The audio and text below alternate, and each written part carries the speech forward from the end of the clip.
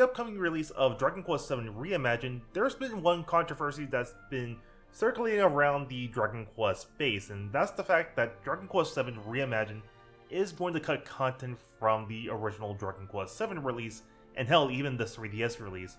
As confirmed by the producer of the Reimagining, they have said that they plan to cut out some islands that they feel are irrelevant to the story.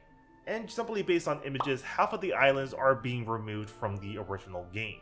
For some, they're definitely pretty miffed that the original experience is not going to be preserved in this Reimagining, while others understand why these changes are going to be made.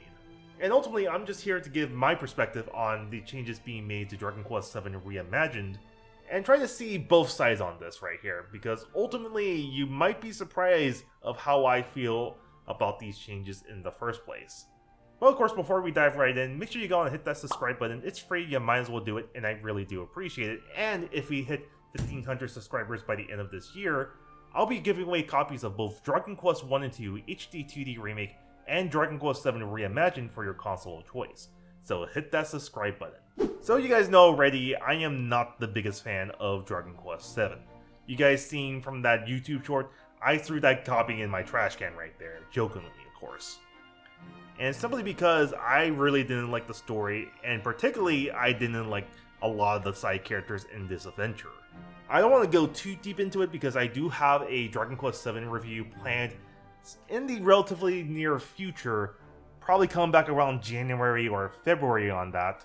But I'll just say, I'm playing the PS1 version for the very first time, and still, the story is not grabbing me, and some of these side characters that you interact with, and also Kiefer on top of that, annoy me to no end. So as someone who already didn't like the story in the first place, and didn't like some of these characters at all, how do I feel about the fact that they're taking out some islands here and there? Well, you might be surprised to believe that I actually feel quite indifferent to these changes here. Honestly, I really don't know why that's the case right there, though I do feel for those who wanted the original game preserved for new generations to come, and unfortunately with this release here, they're definitely going in a different direction that most fans of Dragon Quest VII personally wouldn't want them to go through, which is taking out islands and reworking things here and there. Though I guess the other reason to why I feel indifferent is simply because, based on the information Square Enix has given, it's really just gameplay changes that they're talking about so far. They haven't really talked too much about the story other than the fact that they're taking out islands in this reimagining.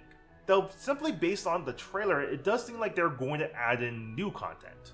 As we see in the trailer, it seems like the main hero does see an older version of Kiefer, and some people are speculating that is Kiefer right there. It's not 100% confirmed just yet, but if it is, then that's pretty cool right there.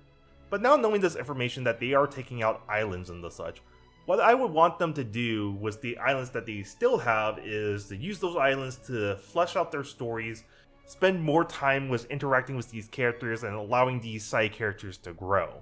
Because looking back at my issues with Dragon Quest VII, it really does pertain to the side characters and the fact that some of these side characters don't even grow at the end of the story. And I'm going to emphasize some of them because that's not fair for all the rest of the islands that none of these characters grow after what happens to their islands and the such. But it's few and far in between when it comes down to these characters that actually do grow versus the characters that don't grow. And one of the examples is most definitely the Herb Island, to which I really didn't like anyone in that side story. So if there is a need to go out and cut out content, then I would assume there is a need to go out and flesh out the content that you're maintaining. Spending a little bit more time in these islands, growing these characters to be something more relatable when you interact with them, is something I personally would want to see when it comes down to fleshing out the story. Because once again, if we're cutting out content, you might as well go on and flesh out what you already have. And here's hoping, whenever we get 7 Reimagined in February, they go out their way to flesh out the story and alongside adding in some new story elements as we see in the end of the 7 Reimagined trailer.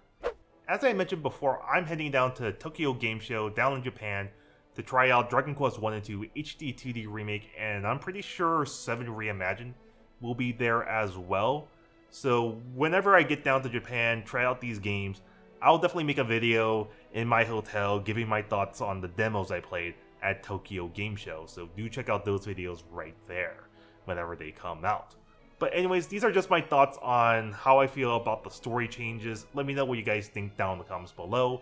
Plus, don't forget to leave this video a like and subscribe as well. And of course, I make a bunch of videos on this channel. If you want to check those out, check out these videos right here. I personally think you'll enjoy them. See you guys on the next one.